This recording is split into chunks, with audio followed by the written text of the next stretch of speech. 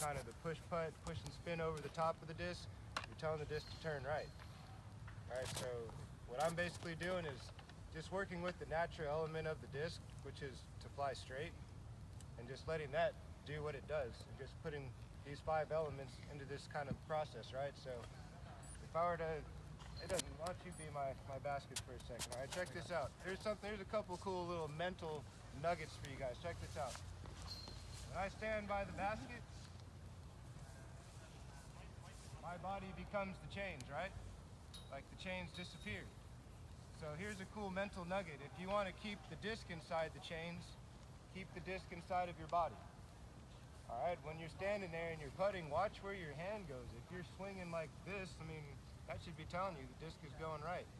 If your hand's not finishing inside the basket, that's part of the problem right there. All right, you have to really see your hand into the basket. Here's how I get there. I'm using these 5 elements to kind of keep me all lined in. The first thing I'm thinking about is the line. You see how I have these 2 marks here? I'm not necessarily saying I have to stand and throw on this line. If this is my mini, my foot just has to be there. That doesn't mean that this has to be my line. Again, the line is my body. All right, the line is my body. I'm keeping my body centered on the middle of the chains.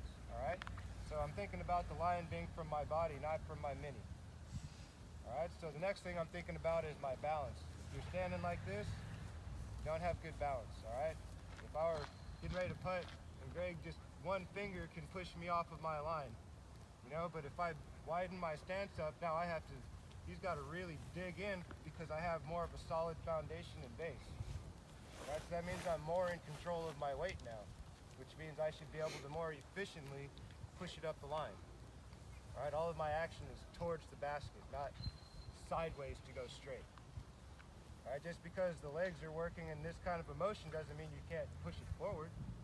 You just got to get good at catching your body weight. Most of us are using this rocking motion to get our weight to naturally transfer instead of just being a statue and swinging the arm only. Okay, you got to get some rhythm. That's the last part of it, but right back to the beginning. I got a line, I've got a balance. My swing works on a pendulum. Right, if this were the line to the pole, these few discs here, right, I'm trying to keep the disc coming back to the center of the line as it's flying forward. I'm re-meeting with the line. Actually, it's going to be a little bit off of that because that's my mini line.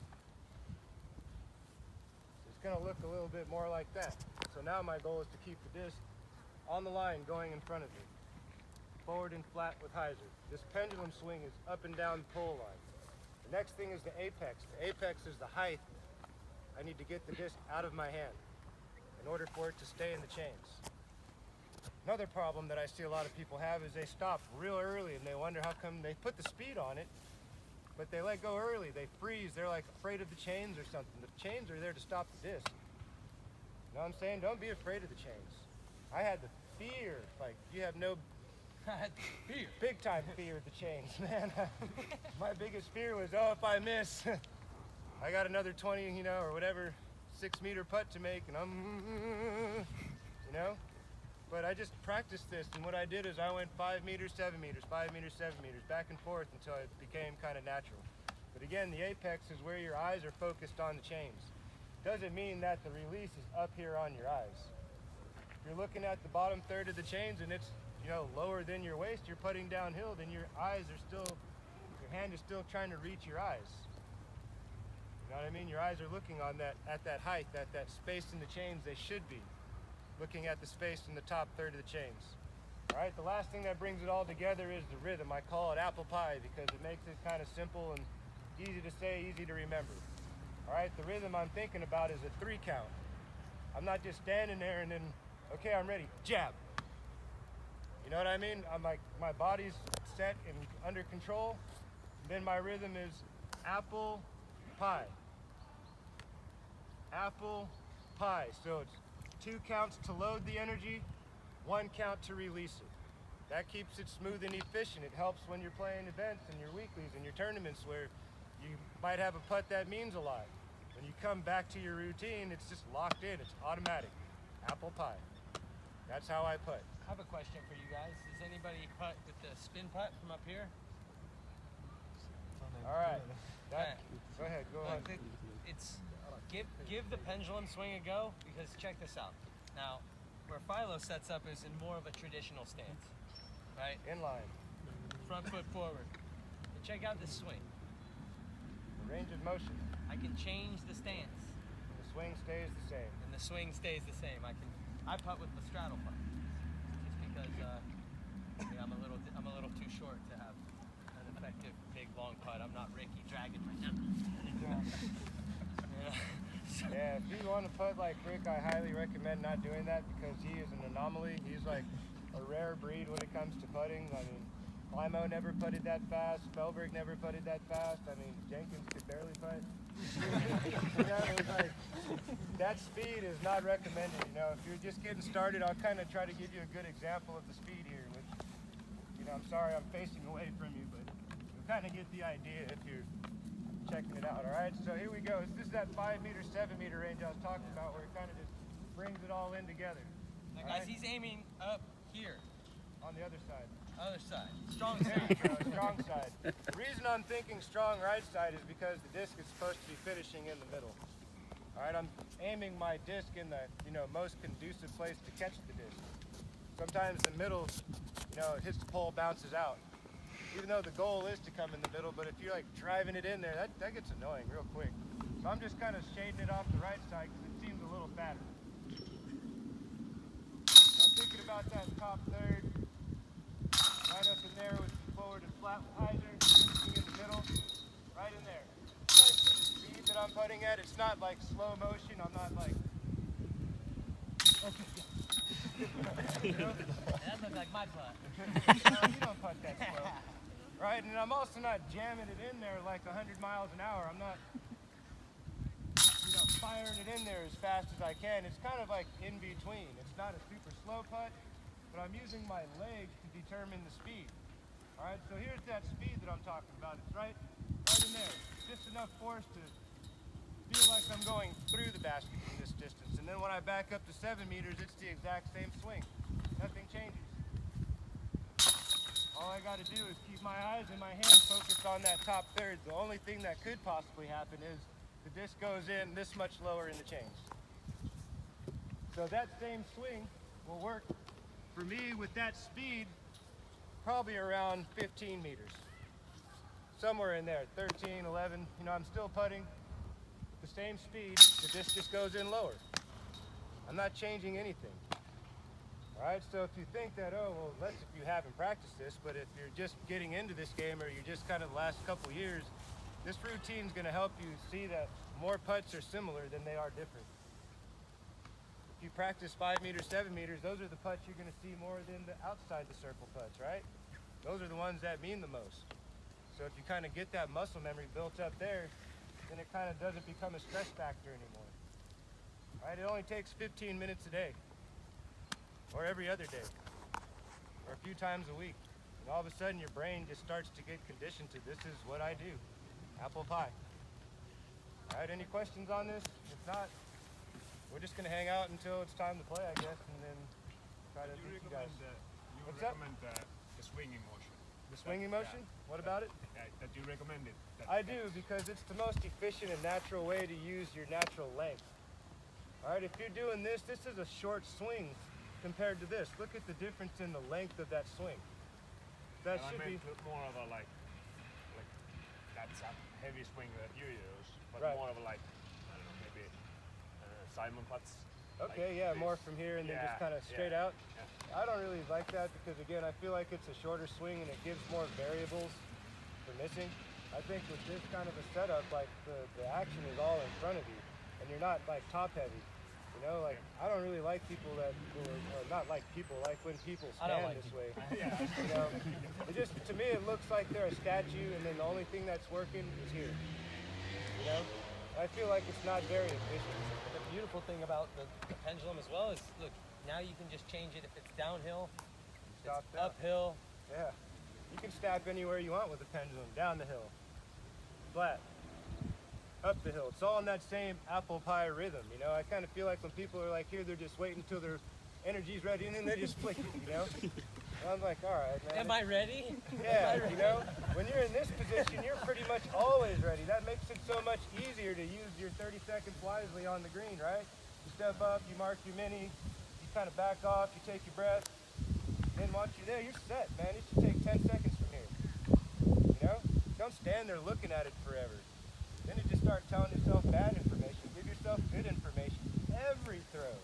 That's what this whole theory of threes is. It's good information. These 5 elements of putting, it's just good information. Positive thoughts. This is how I set up. This is where my balance is. This is where my hand goes. This is the pace. This is the rhythm.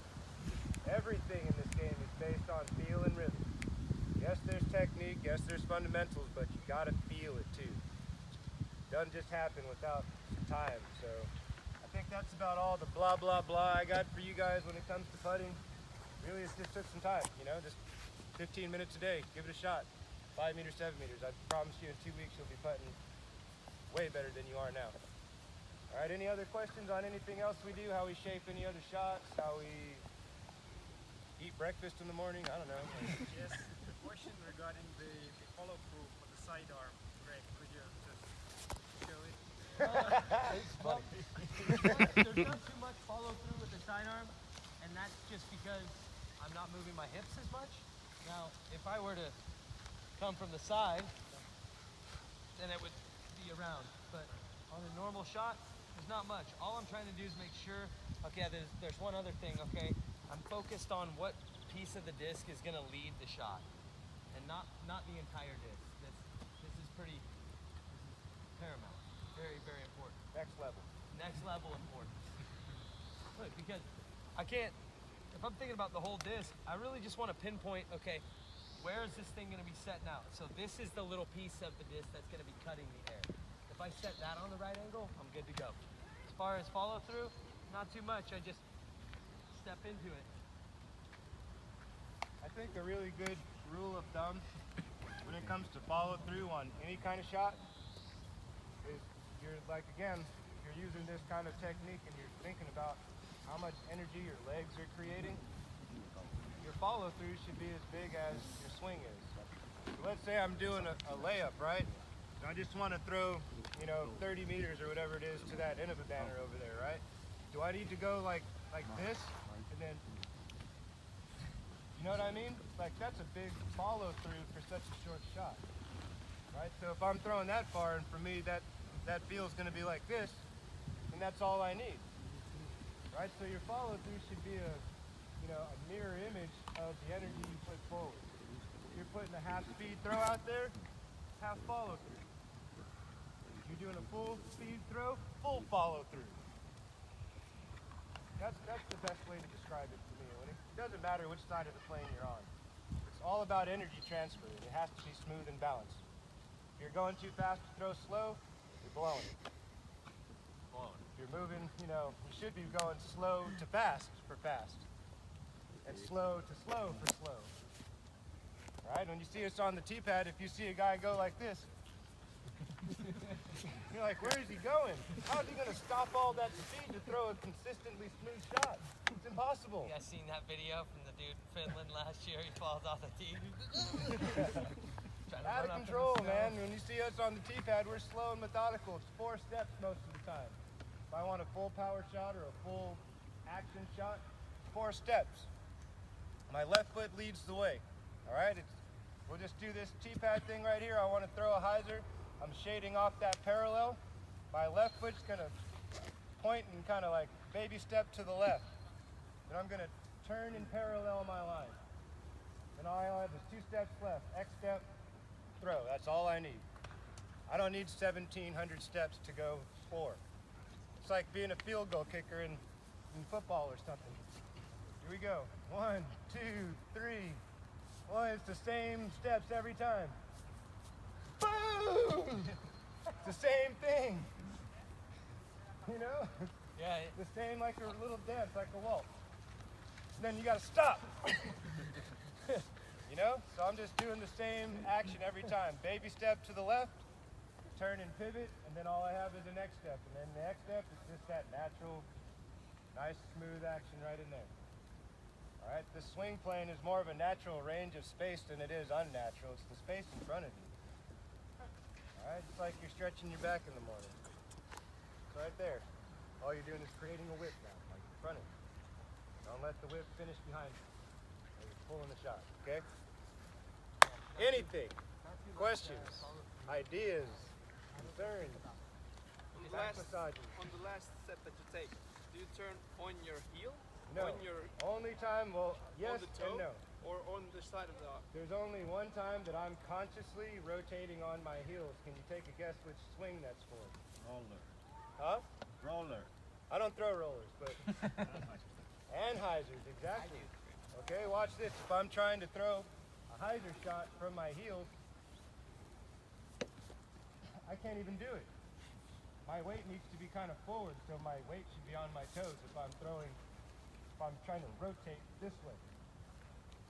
All right, if I'm trying to rotate that way, now I'm here and I'm heeling because I'm leaning back. Weight's back a little bit. Right, I can't stand on my toes. I'm looking like a banana in my body. Right, I want to be more vertical and just let the weight naturally bring me back to the heels. Now I'm able to pull my weight more efficiently. It's possible to do. It is. What it takes is a lot of time and feeling the timing, feeling your body weight. Like, it's tough to shape hyzer. You can do it, but it just takes a lot of body control and practice. You watch Simon do, and he's really quick. Yeah. So what it is that transfer. I mean, I never plant on my heel like I'm gonna be falling over. So I'll come and step into it with the toe, and that's where the Absolutely. transfer comes. Think about it. If you're going to spin on your foot, would you try to do it from your heel or your toe? So you're going to try to spin, right? You're going to spin on your toe. It'd be kind of weird to spin on your heel because it doesn't really want to go anywhere. You know what I mean? You can't balance yourself as well on your heel unless you're leaning back as you could if you're in a more neutral or forward position off your toes. So just think about that as well. If you're out there on the tee pad struggling with that feel, just try to lead with your toe more. Like, get that toe on the ground so you can actually feel that rotation off of the ball of your feet. Helps a lot to keep things smooth and symmetrical. Anything else, guys? You guys ready to play some golf? Try to beat us? Good luck. No, I'm just joking. I haven't been playing that good in these challenges. This guy's been